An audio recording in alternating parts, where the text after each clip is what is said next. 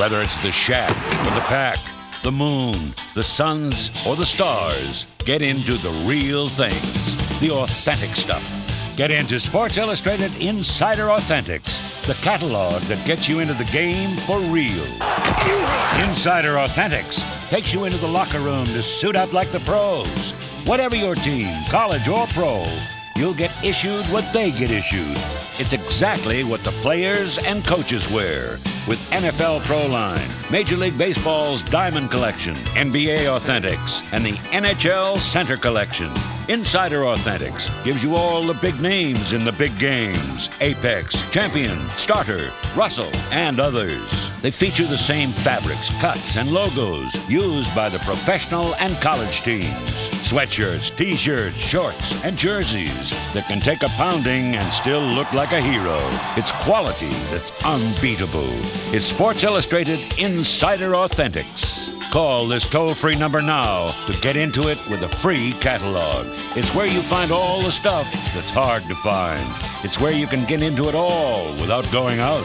And you get it all on time with express delivery that won't keep you waiting. Plus, you can order the sports videos that capture the excitement of the event, the teams, the stars. You'll also get inside the world of sports celebrities through signed helmets, balls, and covers. These items are limited, so call now for a free catalog.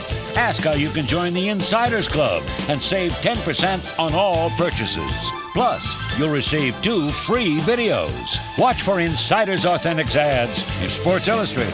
Get inside with royalty, the mighty, the biggest, and the best. It's great stuff.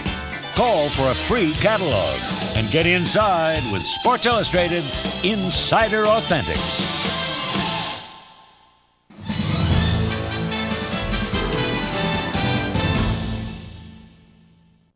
Hi, I'm Peter King of Sports Illustrated. Along with my colleague Michael Silver, it's my pleasure to introduce the 1995 Pittsburgh Steelers video yearbook.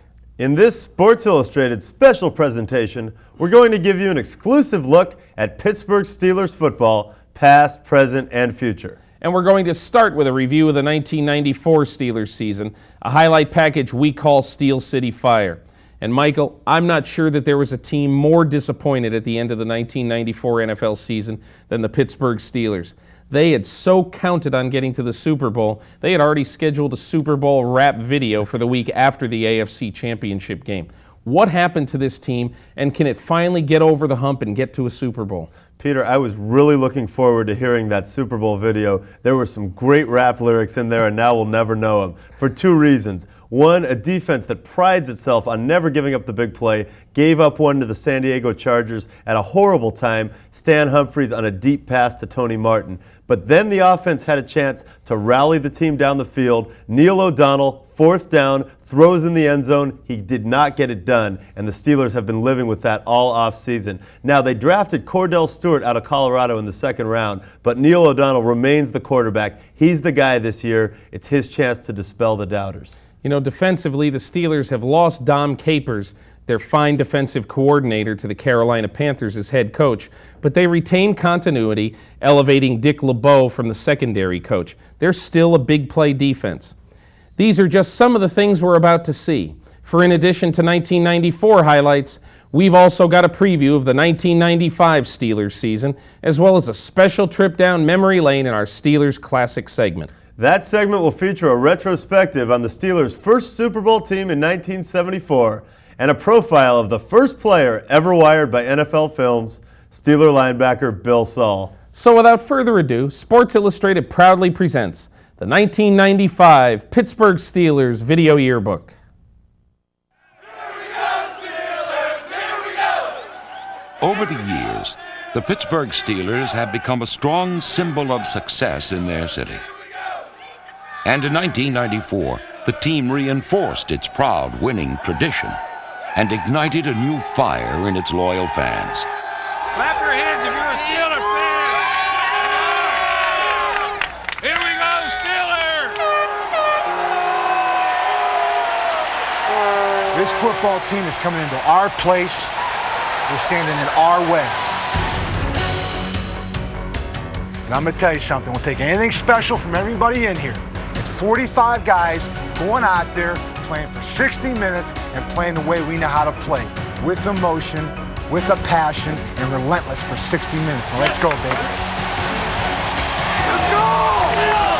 Let's go! O'Donnell play action fake. He's back, pops. Throw it! Throw it! Throws it long down the left sideline.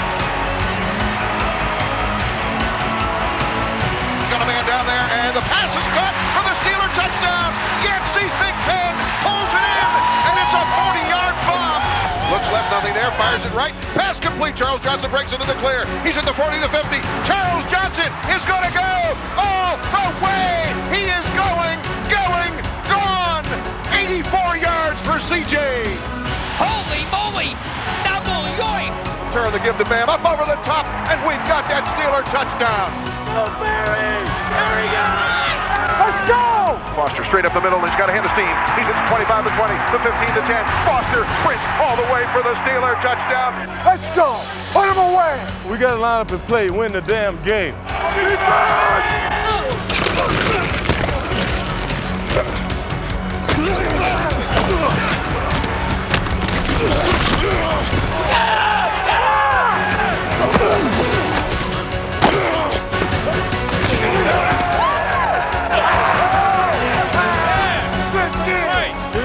Get it up.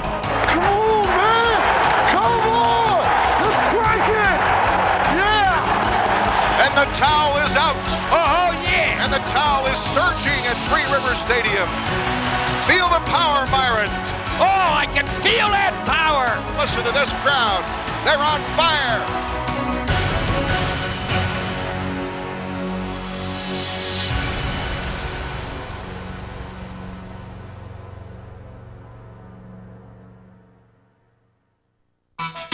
The Steelers didn't exactly begin the season on fire. In each of their first 4 games, Pittsburgh fell behind by 10 or more points. Twice, they lost games badly, but 2 other times, they were able to battle back for tough wins.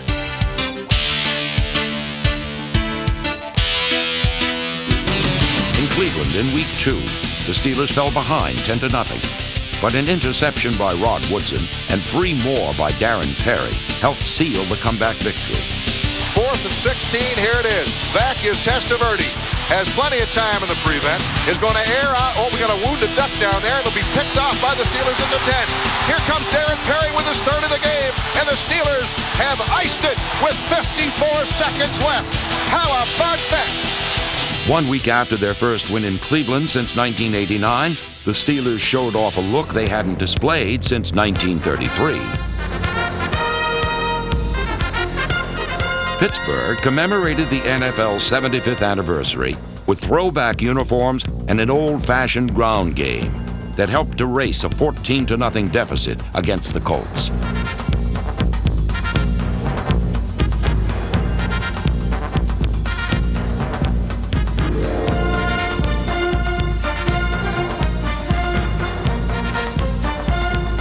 Barry Foster churned out 179 yards rushing, and Neil O'Donnell threw for 2 scores as the Steelers racked up a whopping 500 yards of total offense.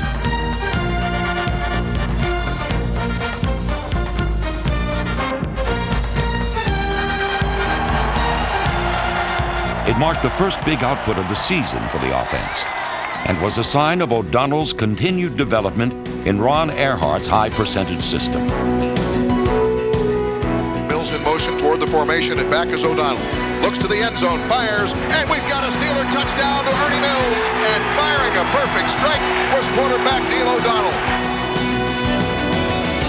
With receivers like Ernie Mills, Andre Hastings, and number 82 Yancey Thigpen, O'Donnell was one of the NFL's most efficient passers, as the Steelers threw a league-low 9 interceptions on the season.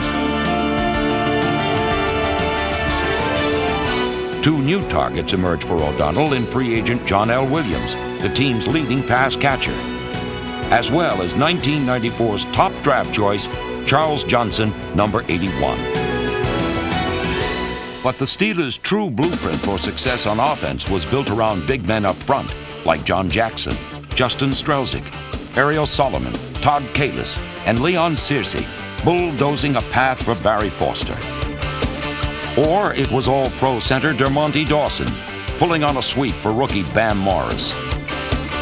It was basic power football, and the Steelers did it better than anyone. Right now, man, I'm hooking him. No, right now, we want to secure the line of scrimmage. Okay.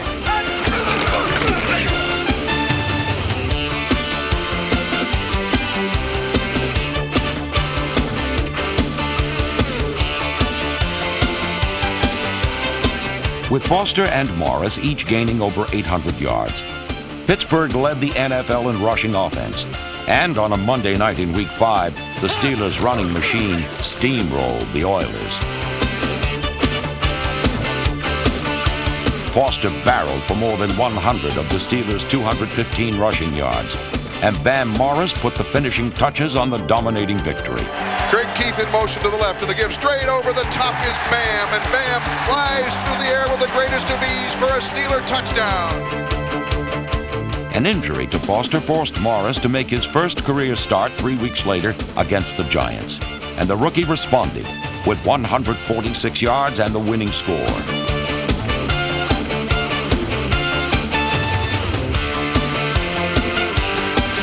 After a rocky start to the season, Pittsburgh and its power offense were just getting warmed up, and at 5-2, the Steelers were finally on a roll.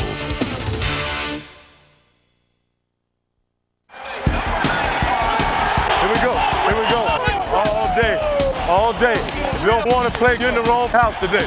Let's go to work. As the season progressed, the Steelers began to set the tempo of their games with a pounding rhythm of football's most physical defense. Jenny, let's go! Come on, hit him! Hit him! Hit him! Come on!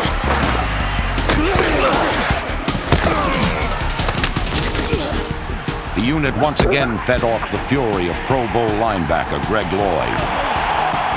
Don't run that over here. What's the wrong with you? Hey, listen. These can't beat us, and we ain't gonna beat ourselves. That's the name of the game. Hey, that's what I'm talking about. That's what I'm talking about. Opposite Lloyd was Pro Bowler Kevin Green, the NFL leader with 14 sacks.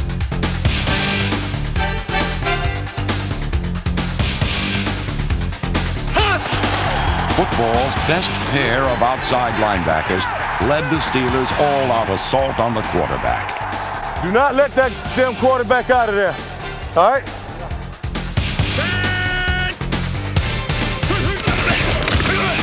Pittsburgh became blitzberg, and the pressure swarmed in from all over. It came from linebackers Chad Brown and number 99 Levon Kirkland. It came up front from Ray Seals and number 93 Joel Steve. And it came from youngsters like Kevin Henry and rookies Jason Gilden, Ed Robinson, and Brenston Buckner, number 96. It also swooped in from the secondary, where Pro Bowlers Carnell Lake and Rod Woodson, as well as Darren Perry and Dion Figures, all joined Pittsburgh's relentless attack on the passer. The steel-trap defense led the NFL with 55 sacks, a new Steelers team record.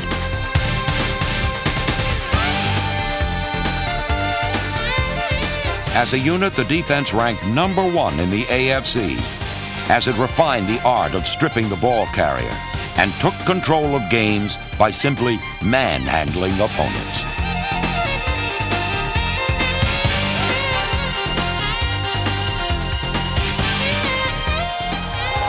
This Steelers defense is brutal.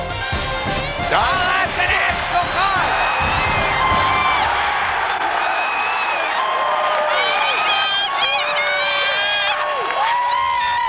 Yeah, baby.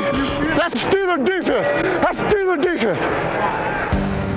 The defense received national exposure on a Monday night in Week 11, with one star in particular shining brightest.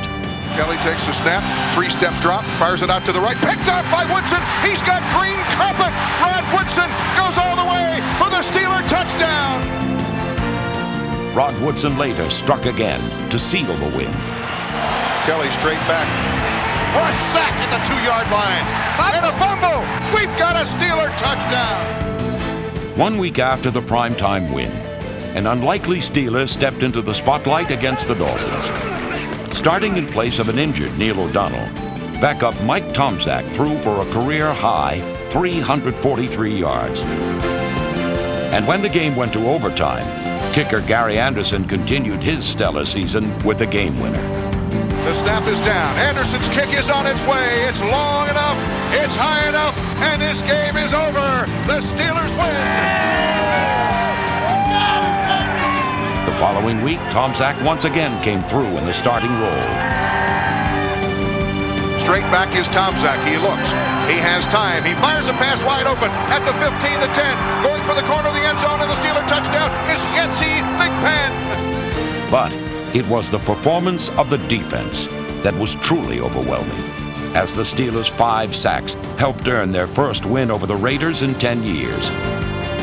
It was the type of victory that had people taking notice of the 9-3 Steelers, and a defense to be reckoned with the rest of the season. It was the steady guidance and fiery emotion of third-year head coach Bill Cowher that kept the 94 Steelers on their charted course. Tempo is something that we have to create, we have to maintain, but first of all, we got to start it. And let's do it with this kickoff, baby. Let's go. Watch a bootleg! Bootleg! You feel that he's walking right down the dark alley with you. That's the way you cover. That's the way you cover. That's the way you cover. Best in the National Football League. I mean, you got to really enjoy his energy. Yeah! That's what I'm talking about. That's what I'm talking about right now. That's it. That's kickoff coverage at its finest. He gets excited about good plays and ticked off about bad plays. That's dumb. You gotta think. He understands that in the course of a game, you're going to have to make adjustments, and things like that. You're going to have some bad play, but what you have to understand is that that play is gone. Get ready for the next play. Well, the worst thing you could do is start thinking about it now. It's a natural thing, and you can't control what just took place. You cannot go back in time. You can't twitch your nose and say, okay, it's going back. Let's forget about it now. Let's go. A lot of football. Keep your head up. You know who you have to get.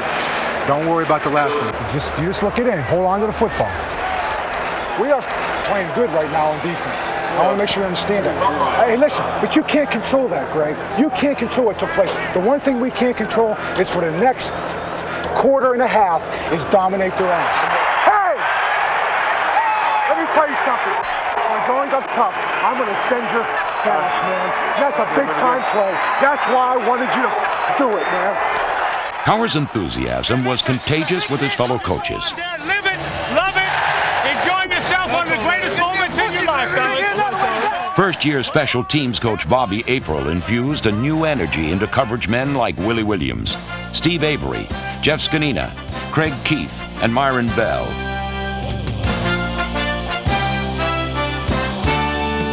Rookie Charles Johnson made an impact as a return man, and his 71-yard run back with the opening kickoff in Week 14 set the tone for a dominating win over the Bengals.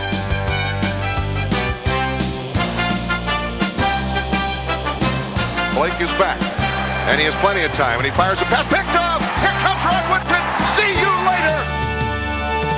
Rod Woodson's score and a Jonathan Hayes touchdown catch put the finishing touches on the Steelers' 5th straight victory, and they look to run the streak to 6 against the Eagles.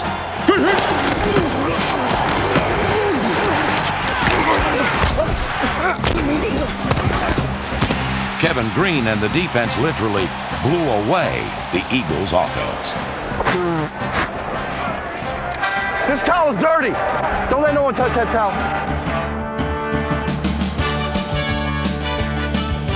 In a flurry of fourth-quarter action, the Steelers scored twice to secure another hard-fought victory. Down the middle, a man open, touchdown Steelers! With that football is Andre Hastings! There's a belief on this team that matches none. We said from the very beginning, this was going to be an all-day proposition. And it wasn't pretty at times, but that seems to be the motto of our football team. It isn't pretty, find a way, and let's get it done. It's a hell of a job, keep it in perspective, and I think we play Cleveland next week.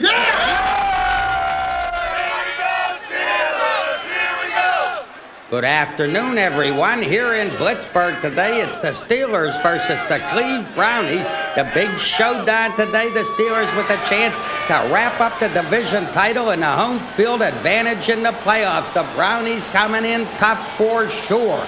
Deck the halls with Modell's meatballs.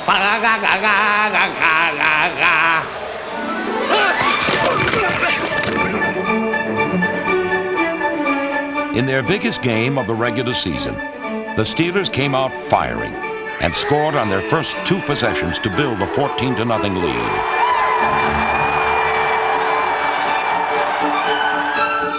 To give to Foster. He goes up over the top. Does he break the plane of the goal line? The answer is yes.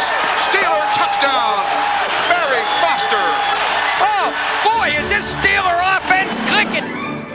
Do not take these guys lightly. Turn the game up. Let's go out there and let's do what we've been doing all day. They don't beat us if we don't give them sheep, all right?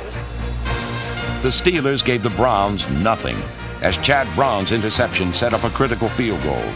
And in the game's final seconds, the defense rose up to secure the team's second division title in 3 years. 4th down and goal with 31 seconds left, 2 yards away. Lofts it for the right corner of the end zone, and it's broken up there in a big pileup of bodies. And the steel trap has sprung again. And this place has gone crazy. The Pittsburgh Steelers are the champions of the American Football Conference Central Division and have clinched home field for the playoffs. The city was burning bright in the glow of its championship football team. Come on. The red-hot Steelers now seemed primed for the postseason.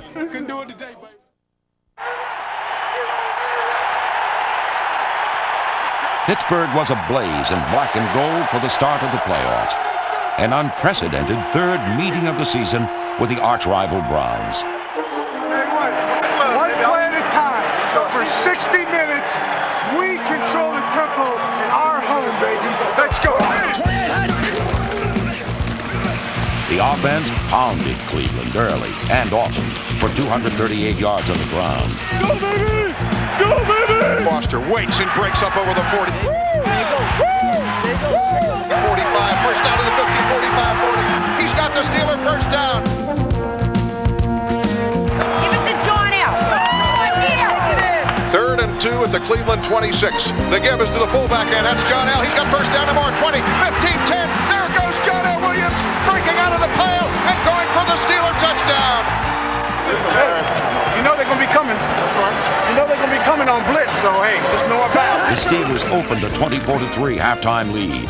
Back is O'Donnell on 3rd and he takes it and he throws it into the end zone for the Steeler touchdown. Pulling it in is Yancey Thigpen, and this place is in a frenzy. This crowd has gone nuts. Look at Yancey with that terrible towel that he carries in his hand warmer. He gets right off the ground, waves his towel, does a little minor dance with it. The terrible towel has been poised and has struck.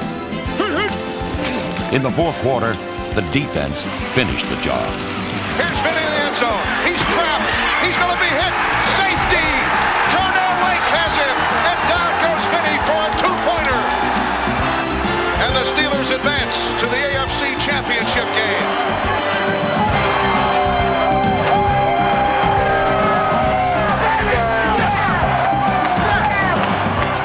It's a hell of an effort, and we ought to enjoy it. Let me tell you something. We still have to accomplish something. That's right. We got a hell of a thing right now and an opportunity. Next week, same place, same time. And I don't care who we play. The first AFC Championship played in Pittsburgh in 15 years looked like it might be a runaway for the Steelers early on.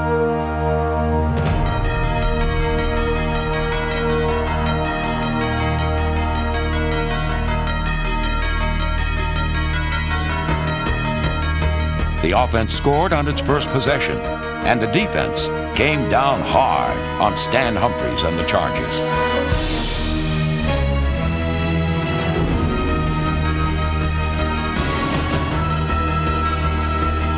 But after dominating all afternoon, the Steelers somehow found themselves trailing by 4 in the final minutes when Neil O'Donnell led a furious march toward the end zone.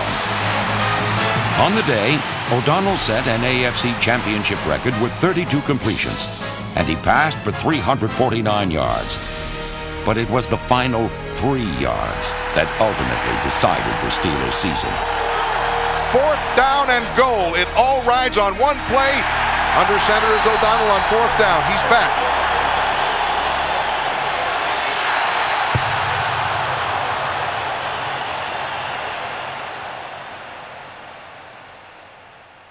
There's a natural tendency sometimes to think that if we show up, we're at a level that puts us above other people, and that's not necessarily the case. We got where we're at because we worked hard. We understood our limitations. We understood the extra steps that you had to take, whether it be in a work ethic on the field as well as off the field, the decisions you have to make. This football team, it's an all-day proposition. Let's get out of there.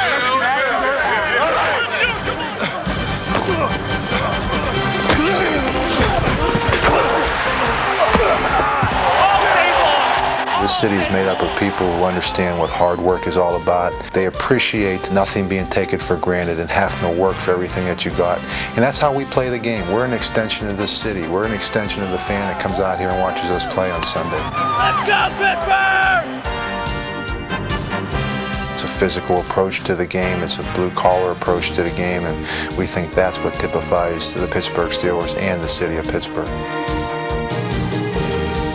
In 1994, the Steelers' strong work ethic and tireless dedication put them back among the elite of pro football.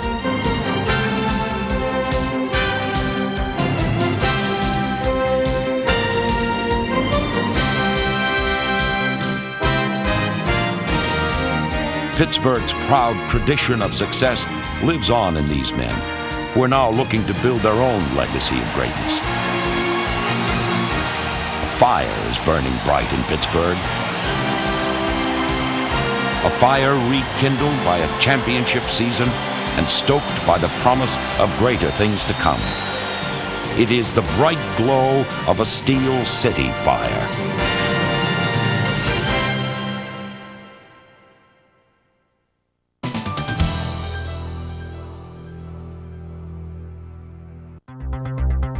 Three yards. That's all that separated the 1994 Pittsburgh Steelers from the Super Bowl. And now one has to wonder if the 1995 Steelers can travel those extra 9 feet to football's biggest game. Many believe the key lies in Neil O'Donnell and what he must do to become a championship quarterback. I think the Neil O'Donnell who you saw for 6 to 8 weeks in mid to late season last year is exactly the Neil O'Donnell that the Steelers need to have to be a Super Bowl team. Neil O'Donnell needs to be a 62% passer, throwing intermediate and short balls and the occasional long bomb to Charles Johnson. And he needs to be a guy who plays mistake-free quarterback. O'Donnell will look to connect more not only with second-year receiver Charles Johnson, but also with 1995 first-round draft pick tight end Mark Bruner, who will try to fill the immense shoes of Eric Green. Last year's Steelers Rookie of the Year, number 33 Bam Morris, hopes to continue to make big strides in his second season.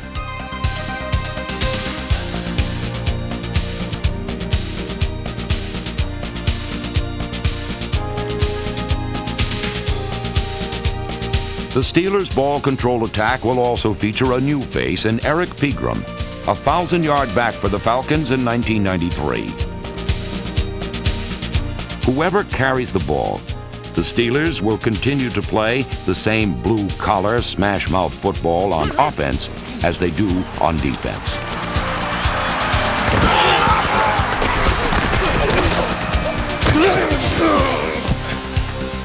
Pittsburgh can expect another big year from one of football's top defenses. A unit filled with big hitters and star performers, like electrifying cornerback Rod Woodson. Woodson takes chances, and a lot of people don't like that in a cornerback. They want him to never get beat, which is impossible. They want him to be sound, give up the 10, 15-yard completion if he has to. Woodson carries himself with such a strong aura that he just doesn't believe he should ever get beat. He's so good and so quick and able to make up for a lost step here or there that he will take chances. He's a guy who's going to help you win as a return guy or on defense. And along with Deion Sanders, he's the most exciting defensive player in the game today. Another key is linebacker Kevin Green. What you run? The thing that he has is the ability to rush the passer and not be denied. He's relentless. I think from 89 to 92, there was a 4-year period where he had more sacks than Lawrence Taylor. Green is part of the best outside linebacking tandem in football. His partner in destruction is Greg Lloyd. I'm here. You going down?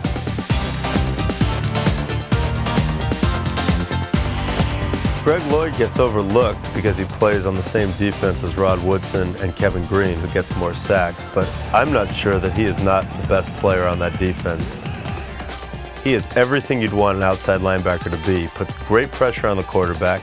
He never stops. He can cover anyone coming out of the backfield, and he is superb in the locker room. I just love watching Greg Lloyd play. These cones are not as good as we are, all right? One play at a time, but keep bringing the damn heat. That's what it's all about, all right? That's the way you cover. Lloyd's intensity is matched by head coach Bill Cowher. Best in the National Football League. The players love to play for him. They can tell how much he cares, and I think along with that emotional style, he also brings a very solid knowledge of football and a very calm sort of leadership. Back up, that way you can start to fan, you can get some momentum into the coverage. You know what I'm saying? Yes, sir. You have to win games like this, Rod. I'm telling you, if you want to be a championship team, defense has to win sometimes. They can always be pretty on offense. I think he will get a team to the Super Bowl. He very well could have last season. He may this season. Timeout. What will happen if the Steelers are once again 3 yards away from the Super Bowl? O'Donnell takes after the long count in his back, looking for the end zone. The pass is caught for the touchdown, and the Steelers punch it in. Listen to this crowd. What a great moment at Three Rivers Stadium. Maybe this year, the Super Bowl dream will come true.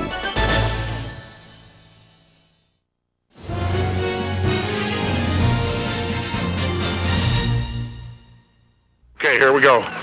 Move to it, under, weak gut. Although Bill Saul wasn't exactly a marquee name among NFL linebackers, he proved to be an ideal choice for our first ever wiring, because he had a voice that recalled a B-movie gangster, and then there was the way he looked. He had a face not unlike the guy they call Lurch on the Addams Family. He, of course, looked a little bit like Herman Munster. And, of course, no one ever said to Bill Saul that he looked a little bit like Herman Munster. I'm sure right now he looks like a movie star. There you go. Today, Bill Saul is a popular bartender at the Emerald Tavern in Parkville, Maryland. And recently, we wired him again to get his recollections about the day he made NFL Films history. They actually put the mic right in the middle of my shoulder pads. It was actually, right there. And from then on, they just said, be yourself. Keep it up, stick them mothers. Stick it down their ear. I was never known as Mr. Nice Guy, so I'm sure there were a few beeps. Hit the cannon, boy. I was trying to go outside for sake. Bill Saul did not act in that film. Garfield! Bill Saul did not do a Sam Huff in the violent world of Sam Huff. I always thought Huff knew that he was wired. I think Bill put the wire on and he forgot about it. That's just the way that Bill Saul played. Over! Right! There was no, I'm going to do this for the camera or anything. That's the way he was out there. He wasn't in. All right, okay. Good call, good call. Hell of a call. Bill Saul was a typical middle linebacker of the 50s and 60s. Hard-nosed, had a mean streak in him. Not one of those guys, Mitchell, Taylor, or Smith, like to get hit. They stick them every chance you get. The other side of the scrimmage line has different uniforms, and you just want to wrap them as hard as you can. The 24 is a little let's wrap him. I didn't have anything particularly against that guy, except back then you wanted to stuff everybody. Whoever had the ball, let's take his head off. Someone asked me one time, they said, Bill, what would happen if your mother was carrying the ball for the other team? And I said, if she had on a different colored uniform, I'd have to, sack her. And of course, she didn't talk to me for a year, but that's beside the point. All right, you have a red left. I was slow. Hell, we used to run a 40-yard dash. They would time me with an hourglass. Like 4, 4, 4, 5. I couldn't even, I'd be lucky to do a 5-4. But I think the biggest thing, I didn't back off from anybody. Okay, let's go, babies. He was not that tough, but he thought he was, which is real important. He said, do you think there's anybody in the league I can't whip? And I said, well, you can't whip me, let alone, there's got to be hundreds of guys you can't whip. And he said, no, seriously.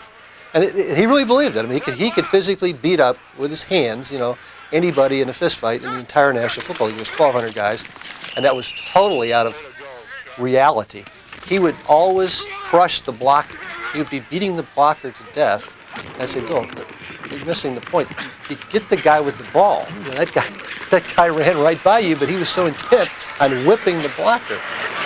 Move to it. I think he was a natural leader, and being the middle linebacker, he constantly motivated the rest of the team. Andy, let's get one. All right, Marvin, let's go, Marv, baby. You're good, baby. First called the signals and made the corrections, made the changes. Shift! He was a very smart player, made no mistakes, a real force in terms of his personality, and we all loved him. He was not, soft and fuzzy. Let's go, stick him. You have a brown left. He was a rough character, and he took his sensitivity training in the National Football League, and sometimes you're rather abrupt with people and not worrying about their feelings. Oh, Bobby. The part I love the best, he was walking off the field, and some little kid comes running up to him and says, Mr. Saul, can I have your autograph? He says, get out of here, kid. He says, the management doesn't allow us to do that kind of stuff. Thank you. We're not allowed, boys. We're not allowed. Don't bug me. Everyone that watches that film thinks that kid was asking me for an autograph. Well, that is not the case at all. He was asking for a piece of equipment, and we weren't allowed, of course, to give anything like that. And I've had to probably explain that 2,000 times to people that it was not an autograph, because I want to go on record as saying I never refused a kid an autograph. I know I wasn't in the limelight as much as Butkus or Nitsky or even Tommy Nobis, and I was sort of surprised that they picked me out, to do the wiring. Watch your pass. To me, he's the real NFL. He's the guy that was down on the pitch getting a tough job done and receiving very little publicity. So they made an interesting choice, because I think they chose Saul because they thought it would be more interesting to show someone who was having problems, being blocked occasionally and having the difficulties that real players have. Not, if you just see a superstar, he's always winning every little contest. You look easy on your own. Thank you. Come on, let's block. It's just the basic, tough character that the NFL loves. Keep it up, stick them mothers. Stick it down there. More than 40 years of Steeler frustration melted away in the final seconds of Super Bowl IX.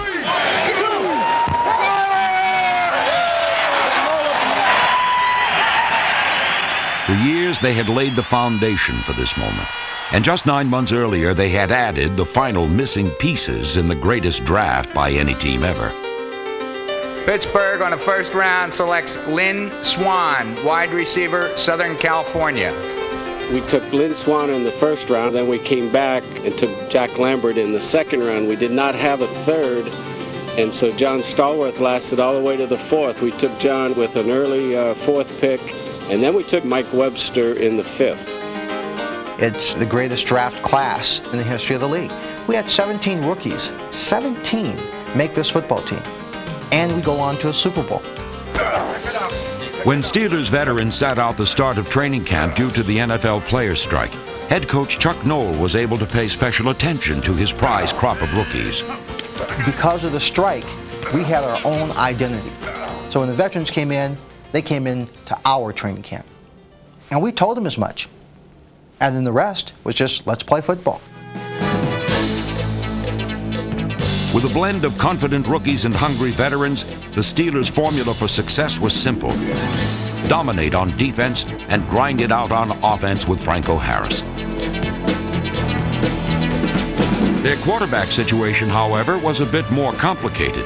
Third-year man Joe Gilliam started the first 6 games of the season ahead of Terry Bradshaw. But despite his 4-1-1 record, Gilliam just wasn't the right man for this offense.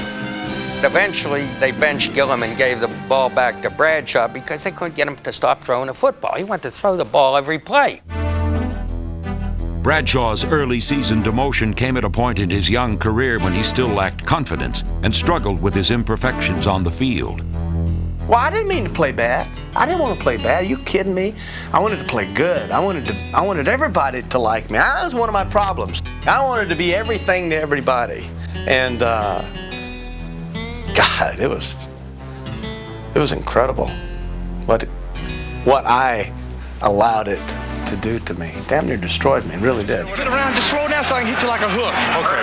And we got all kind of running room. Yeah. But Bradshaw's leadership eventually took hold. And in the playoffs, he guided the Steelers past the Bills and into the AFC Championship.